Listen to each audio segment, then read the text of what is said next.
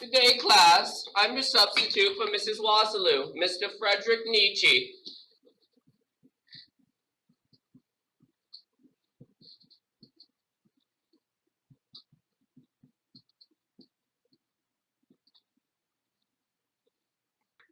Aren't you dead? Aren't you 30? No? Anyways, what have you guys been learning about existentialism? Who? Existentialism is a rather large theory with different views from other theorists, dealing with absurdity and decision-making within the novel.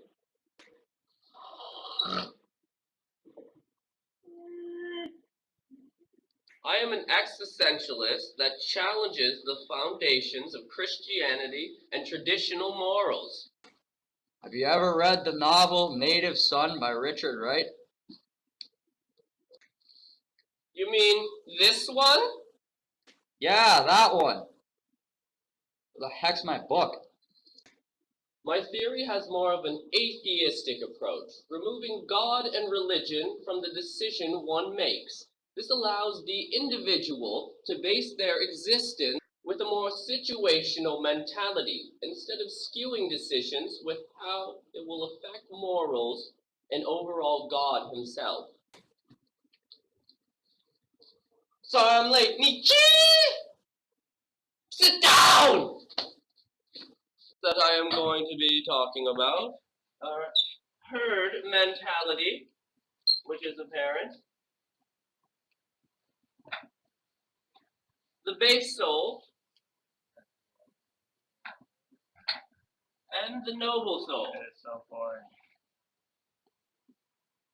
As you know, the book Native Son by Richard Wright has to do with a 20-year-old African-American man named Bigger Thomas, who is struck by poverty in a community that is located within the ghetto. Another element, which is apparent within Native Son, is a base soul. It is a theory that I have devised myself, of course, and a base soul is someone that is on the lower end of the social scale, one that is controlled by a noble soul. Now, Bigger Thomas can be viewed as both, because within his ghetto, he is not only a base soul, but a noble soul, because he controls others. He manipulates those around him to achieve something which is going against the white race. But when he is in the white society, he is now viewed as a base soul, someone who is controlled by the higher or noble soul and is told what to do, like the white family, the Daltons, accidentally killing their daughter, forcing him to be as well a noble and a base soul through his journey as he goes through court and many lawsuits. Now that is enough about my theory. I will leave the class with another theorist named Soren Kierkegaard, a good colleague of mine actually. Sadly he cannot join us, but he will be joining you on webcam. Have a nice day, class. Peace out, Nietzsche. Yo!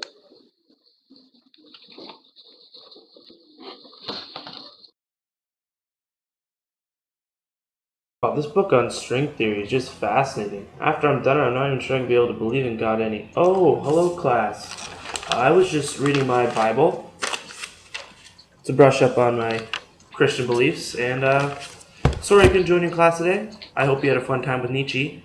I'm Soren Kierkegaard, as most of you know, the world-renowned founder of existentialism, many may say. Sorry, Nietzsche, but it's true. And today I'm going to teach you a little bit about my theories. So class, the theory I'll be teaching you about today, which of course is my theory, is the 3 stages of life.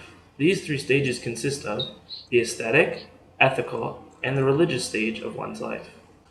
Well, today class, I will explain my 3 stages of life theory by showing you how it affects the book The Stand by Stephen King.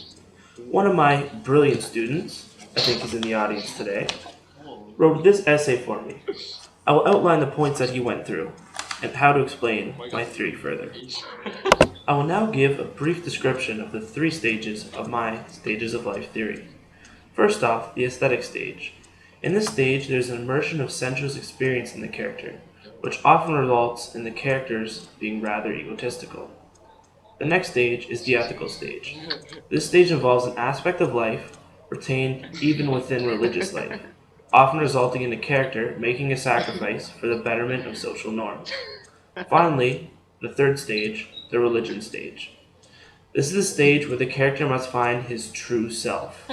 In this stage, a character often makes a sacrifice not for social norms as in the ethical stage, but for a greater purpose, for example, a religion and or a godlike figure. Although you guys don't seem to care what I have to say, I will continue to explain how my theories relate to the book The Stand by Stephen King. Bosco, if you could sit back down, that would be greatly appreciated.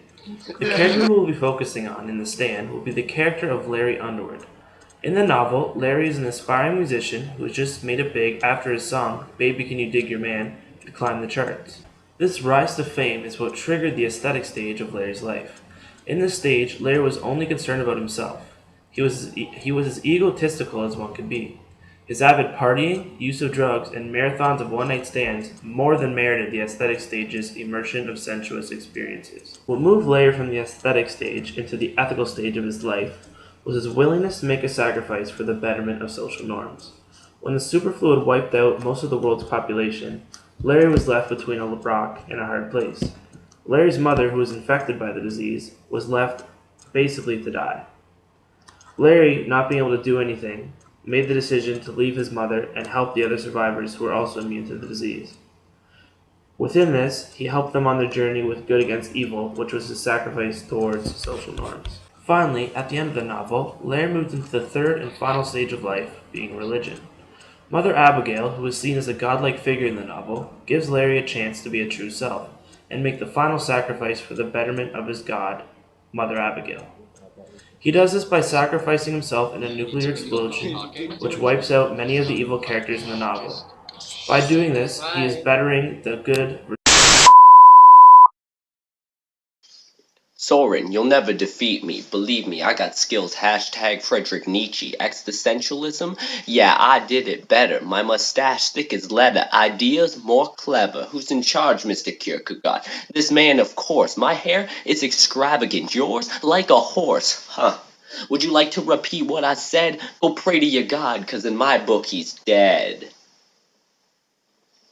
The three stages of life, that's what I like to preach. You consume my ideas like a ravenous leash. You rip on my hair? Please don't act a fool. My hair was like Einstein's before it was cool. If God's dead, then you won't feel his wrath. His smite worse than a Rosie O'Donnell sponge bath. Don't come crawling back, trying to beseech me. I'll be trending on Twitter. Hashtag pray for Nietzsche.